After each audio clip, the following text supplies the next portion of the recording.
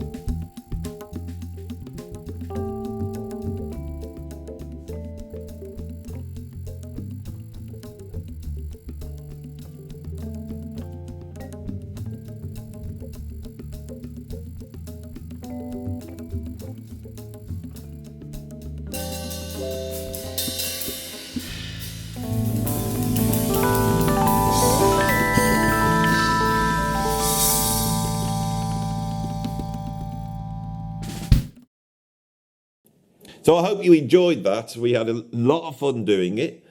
It was lovely to play these tunes. Give Me the Night is such a classic tune, and there is all that space in there to open up and take a solo, which George Benson often would. So, who is this man? And why is he so why is he so hard to put into a box? I'm not saying he should be put into a box. In fact, he's a man of a certain age. I mean, he's 83 years old. So and he seems as fit as a fiddle. So we hope he doesn't end up in a box too soon. I mean, don't write him off. I tell you something. I am so nervous about doing this video. This is probably the only way I can really pay tribute to George Benson. I love the guy. I think he's incredible.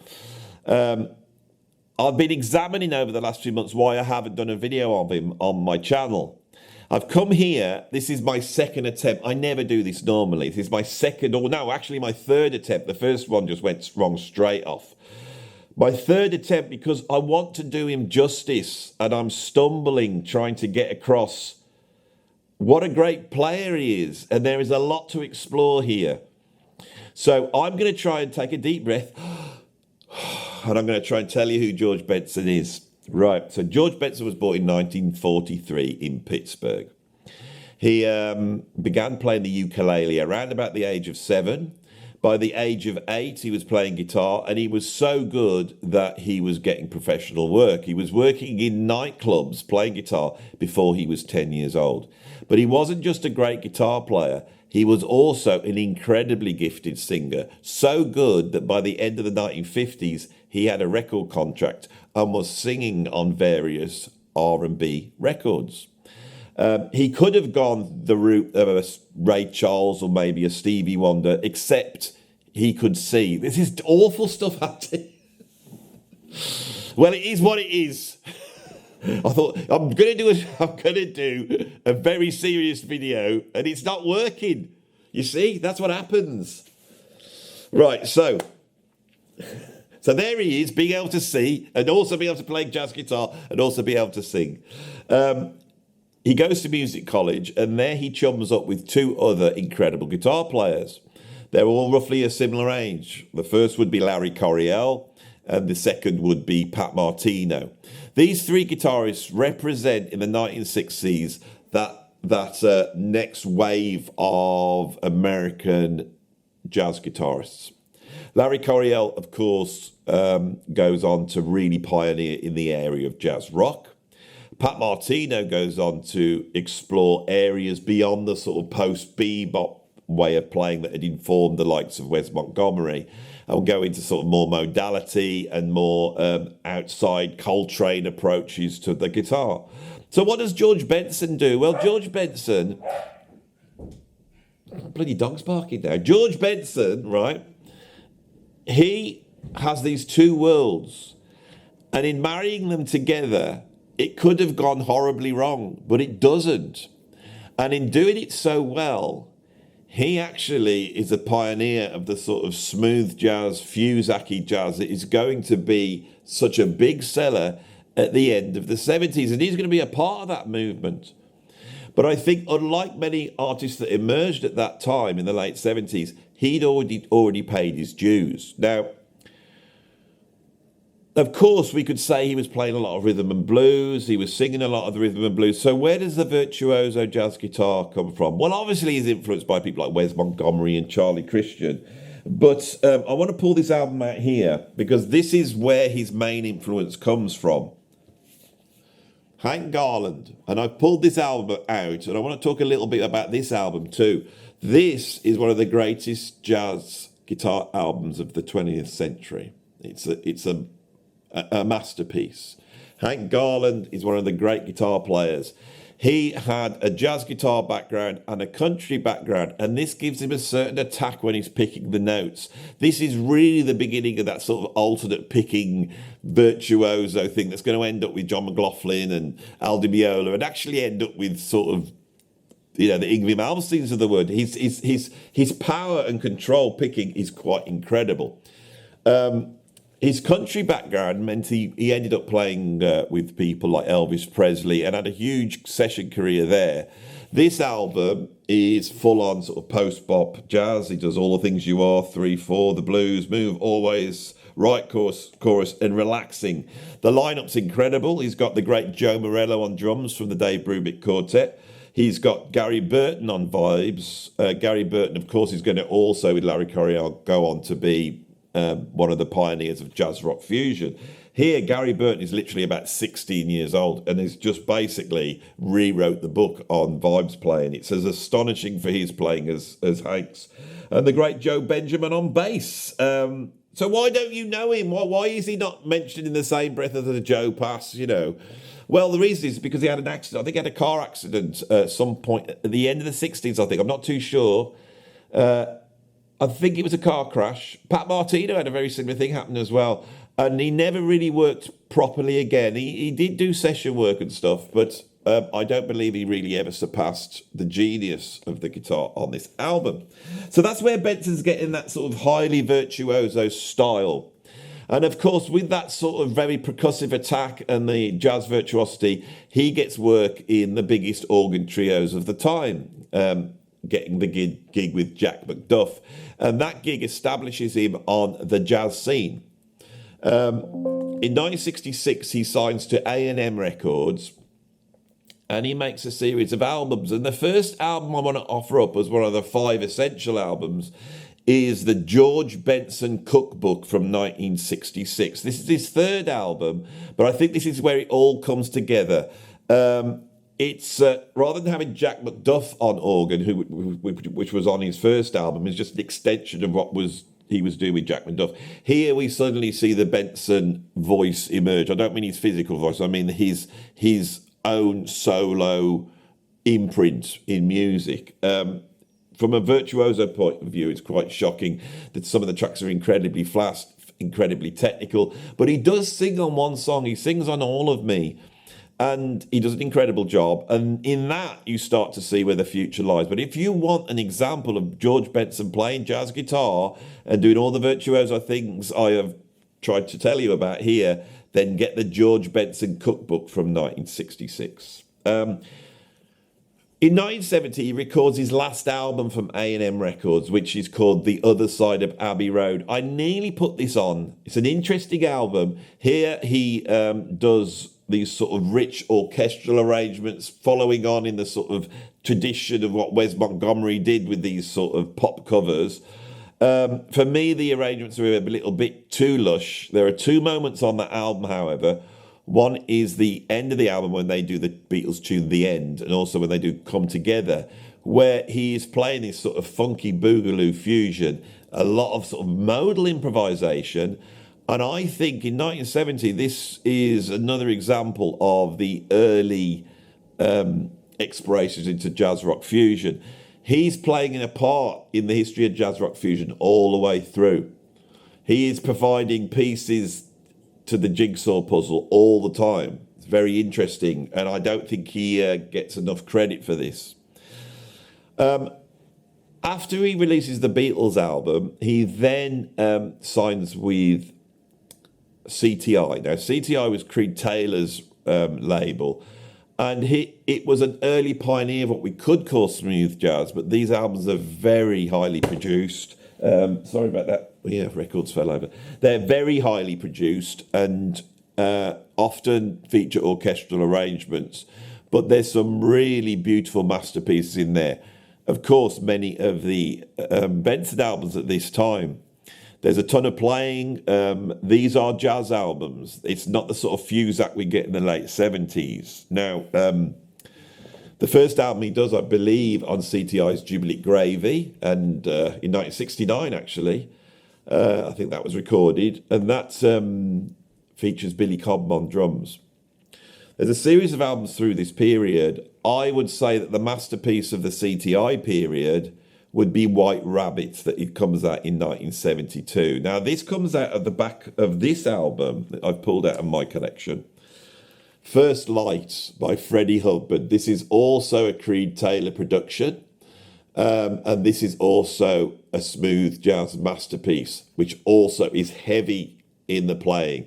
The lineup on here is Jack DeJohnette on drums, Ayer Tumaye on percussion, Ron Carter on bass. You've got George Benson on guitar and Eric Gale, Herbie Hancock on piano, Richard Wines on piano, and of course Freddie Hubbard on trumpet. On the tune Uncle Albert and Admiral Halsey, Benson really opens up. That's a great album if you want to hear Benson working as a sideman. Now, another session he did around about this time, actually probably 67, was the first session of a guitarist, electric guitarist on a Miles Davis album. This is on the album Miles in the Sky. And this is on the track Paraphernalia. Now, the tune Paraphernalia on that album, we could easily pinpoint as being the beginning of jazz rock fusion. This is the part George Benson is playing at this time. He's at the cutting edge of music. And one of the things that fusion did, it actually reignited jazz. You know, people started to listen to jazz again, and they were buying records again. And I think George Benson was able, this is his real genius, is to bring proper, exploratory, emotional guitar playing, which is worthy of being called jazz, you know, basically heavyweight soloing. But he was able to put that in a much smoother commercial context without sacrificing it. So many other musicians couldn't do that. Benson could, partly because he always would take a solo. There was, on even the most commercial albums, there is a point where he takes a solo and he flies. So, following on from First Light, he then makes this album in 1972, White Rabbit. This is an absolute classic album, again with Billy Cobham on drums, essential. Could well be Benson's greatest album from a jazz and artistic point of view. A lot of orchestral arrangement on here. The arrangements are by Don Sebesky, and a lot of exploration of sort of long-form tracks. The climax of the album is a tune, sort of Spanish modal tune called Elmar. And we will be doing a performance of that at the end of the video if you want to stick around and see us trying to wend our way through that chart, because none of us knew it. I'll tell you all about that when we get to the end of the video. So White Rabbit, absolute classic. Now, we all know that on this list of the 5, we've had George Benson Cookbook, we've had White Rabbit. In 1976, he brings out Breeze In, and this sells millions of copies. You know, George Benson has sold 13 million albums. He's one of the biggest sellers in jazz. If you find a list of the biggest selling jazz albums, will those albums be on? I don't think so. But when you listen to Breeze In 1976, that's a jazz album. There's one vocal track on it, and the rest is lots of soloing. Lots of interplay, lots of swing, all the stuff you associate with jazz. Now, the walk up from White Rabbit in 72 to Breeze In 76 is very interesting. There's all sorts of different albums coming out at that time, and they're all defined by the drummers. In 1973, he does an album called Body Talk. This is the closest he gets to an out there fusion album, a jazz rock album. And I think the reason for that is because he's got Jack DeJohnette on drums. And Jack DeJohnette had come from the Miles group, really been a lot more exploratory from the rhythm section. A lot of the other albums coming out at this time, I think there's things like Big Bad Bells, Benson, and the album he did with Joe Farrell. They've got Steve Gadd on drums, and we start to see the beginning of that sort of Gadd, very tight, funky rhythm section. All these albums are great. I listened to them all last night in a row just to get my head around that period. They're all brilliant albums. But Body Talk is the closest he gets to a stripped-down, groove-driven setting. And the band really pushes into some of his most exciting improvisation. If you're a muso, Body Talk's an essential album. That's 73. And as I say, his albums, he starts to bring vocals in. And it's quite strange with Breeze In, because Breeze In, which comes out in 1976, is an album that's in this period. It's not a pop album, it's a jazz album. It's a smooth jazz album and a very high quality jazz album. But he does a version of Leon Russell's This Masquerade. That becomes a hit single. The rest of the album is all very high quality fusion, smooth jazz. I don't want to sound insulting towards it. Breeze In is a wonderful album. Have I got my copy here? There we go. Absolute classic.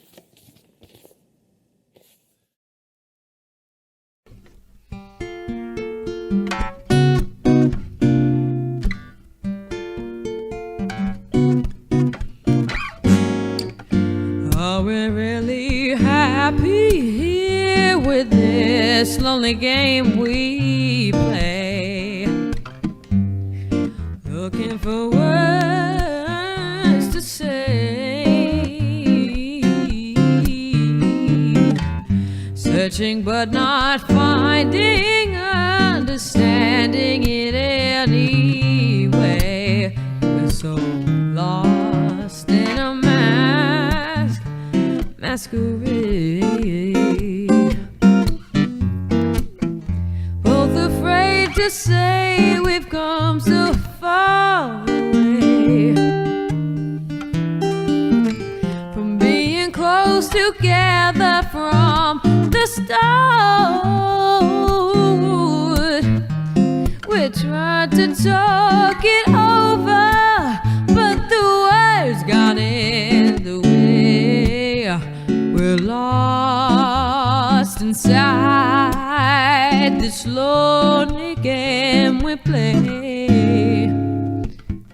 Thoughts of leaving disappear every time I see your eyes. No matter how hard I try, well, thoughts of leaving disappear every time I see your eyes. We're so lost in a masquerade. We're so lost in a masquerade.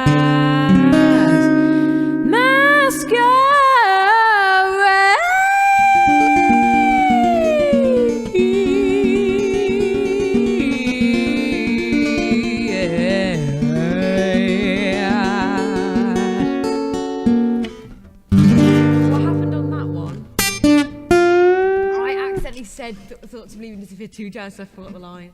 Doesn't matter about forgetting the line. You got enough there. That's good. The lineup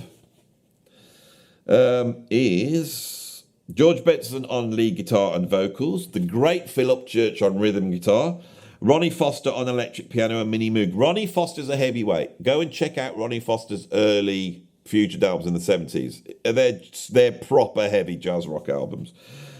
George Dalto on clavinet and acoustic piano. We've got Stanley Banks on bass, the great Harvey Mason on drums, and Ralph McDonald on percussion.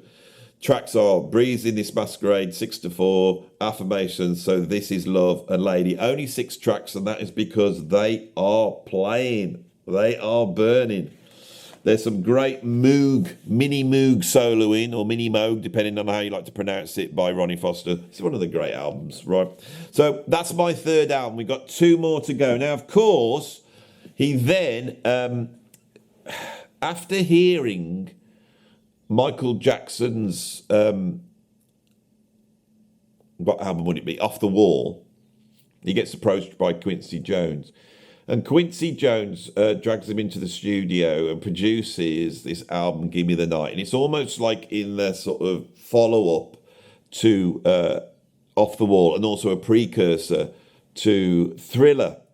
And of course, he suddenly becomes a pop star. Now, this is where George Benson is unlike any other artist. If you watch the video of Give Me the Night, there is a moment in that where he is playing jazz guitar whilst roller skating backwards. Now, here's a little bit comedy for you. Who else in the jazz guitar world could pull that off? This is a video unto itself, really. I could ask that question and explore it. Can you see Joe Pass roller skating backwards? You know, he might be able to do forwards, not backwards. If we took someone like Pat Metheny, a younger man who's probably done some roller skating in his time, I imagine he would. But of course, with that hair, he'd be all right going forwards. But as soon as he went backwards, the hair would just obscure his view. And before you know it, he would be going off the end of the harbour or wherever that was filmed. I cannot think of anybody else that could pull it off. Now, Al Di Meola did do a tune called Roller Boogie. Now, it would be very upsetting if Al Di Meola couldn't roller skate when he made a track like that, you know. And I imagine especially nowadays, Al Di Meola wouldn't risk it. He would probably think that, the wind and the roller skating might be risking his, head arrangement, shall I say. And when I say head arrangement, I'm talking about the big thing that the jazz musicians play down at the start of the tune. Now, there you got some comedy. See, I can pull it out at any time. I felt like I should. I've got to get it out of my system. I'm too uptight with this one. I've got to get it out of my system. Right, so they are my 5 albums. Let's see them again. The 5 essential albums of George Benson would be the George Benson Cookbook from 1966, White Rabbit from 1972, Body Talk from 1973, Breezing from 1976, and Gimme the Night from 1980. I'm now going to spend a little bit of time going through a couple of other albums that are well worth checking out. In fact, it will be 2 albums. This is almost like essential Benson from his slick I'm a Big Pop Star post-Breezing period, and it's the live album, Weekend in LA. If you want 6, I mean, people don't like 6, they like 5 or 10, so if I was doing 6, that would be another essential album. Get this one as well. Double album, has On Broadway on it. And same lineup as Breezing, and they really play. And there's George. Look at those collars.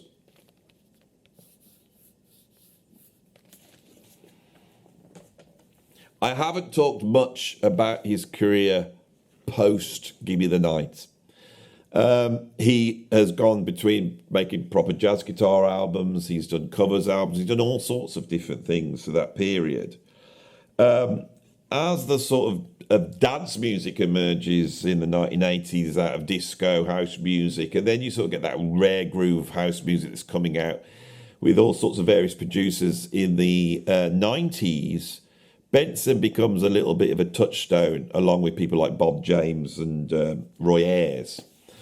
The last track I think you should check out is off this album, New Yorican Soul, which was created by the dance music producers, Masters of Work. This has got some incredible guest artists on here. We've got Roy Ayers, we've got I can't remember now. Eddie Palmieri, is he on here? Yep. We've got a whole hot Dave Valentin is on here. We've got as I said, Bob James, they do a version of his Nautilus. And so this is like a dance music album. It's heavily Latin influenced. It's got real playing on. If you're not a fan of dance music, but you want to own one jazz-based dance album, this is the album to get. Now, it finishes with a track called You Can Do It, Baby. This track is 8 minutes long and was a huge underground dance music classic. They brought in Benson to sing the vocal for it. He comes down to the studio. These dance music producers are sit there, masters at work, absolute legends in the history of dance music. Benson sets up, gets his vocal. He's going to play a little bit of guitar, and he sets his guitar up, and he starts to warm up. They hit record because Benson's on. Benson's always on, so they hit record. And when the track came out, they decided to keep this. So I think this is the reach of George Benson. And in 1997, if you were into the hippest clubs in the US, there would be a moment in that dancing that's going on and all the revelry in house music where the DJ would just drop this track and then everyone would descend into this moment of Benson's genius as he starts to play all this incredible guitar playing. Absolutely virtuoso. And then he brings his voice in. You can do it, baby, yeah. Ooh. And he starts up, and you feel like there's no real lyrics there. You feel like he's jamming the whole thing. Of course, he does the whole scat and singing at the same time. It's essential. That track, You Can Do It, Baby, by the Masters of Work, New Yorican Soul, is essential. Right, I managed to get to the end of this video. That was an interesting one, wasn't it? Did you see me? I was a little bit. I've been intimidated by George Benson. I have. I really wanted to do him justice. I didn't want to create a huge long video. I wanted to create something that people go, oh yeah, I've never really checked out George, but I want to create something like that. So you can delve in and get an idea of who the man is. And I think I've done that. Right, so we're going to go back to the Benson band, as I've now called it. We're going to finish this video with a tune called Elmar, which was on the White Rabbit album. When I turned up to do the session, they all arrived. This had been suggested. I didn't know this tune at all when we did it. We ran it down so I could get an idea of it. And then I think we did the recording with a technical problem. So this became the first proper takes. And in terms of just playing it, it's the first run through of it. So me especially, I'm feeling my way through it. The musicians have got charts. They're following the charts. But this has a very open-ended and quite strange arrangement. So what you're about to see really is 5 musicians in the room, or 6. No, my daughter's not on it, so it's 5. 5 musicians in the room really just exploring a tune for the first time. And so this is something I want to capture more and more on this channel. And I want to really make the point that the greatest thing about music is being able to play with other musicians. That's the best bit. You can practice, you can play at home, you can do all this sort of stuff. But it's not until you sit down with a room with somebody else and start to play that you really feel the power and magic of what music is. And I want to capture that more and more. I want to record it quite photographically. I don't want you to use the digital audio workstations to, come in and beef everything up and change everything and do this and do that. Now, there was a couple of things that I messed up on the Give Me the Night video, right? That it was a drum fill I sort of cocked up. So I went and just got another drum fill from another take and dropped it in. I admit to it. I'll tell you when it happens. And you probably, if you go back and watch it, you'll be able to tell what drum fill it is, because it's bloody, it's a big drum fill. Here, nothing's been done to this. This is 100% live. Nothing. You'll even hear a little bit of noise on the guitar, a little bit earth problem. I've left it all in. Here we go. Elmar by George Benson off the album White Rabbit. And if you appreciate me bringing these musicians in, none of them are getting paid at the moment. So, we've got to get this channel bigger so we can really start to at least pay people expenses. So you can do that by liking, subscribing, dropping a bit of money into the PayPal tip jar. You could become a patron and support me there, or you could become a member here. I also want to say that I had a new album come out last week, which is called Captain Jazz Rock. It's released as a download and streaming over at Bandcamp, but you can also buy it on vinyl or CD over at Elastic Stage, where you can buy any of my CDs or vinyl. The links are all down below. I do appreciate all of you who support me, and we really are on a quest to save music here. That's what it's all about. This year I've realised that we've really got to celebrate how wondrous music is. Real music made by real people. We have to celebrate that. So I'm so glad you're with me on this journey, and I will now shut up and pass it over to some fantastic musicians. Not me, the rest of them. You'll see what I mean. Here's Elmar.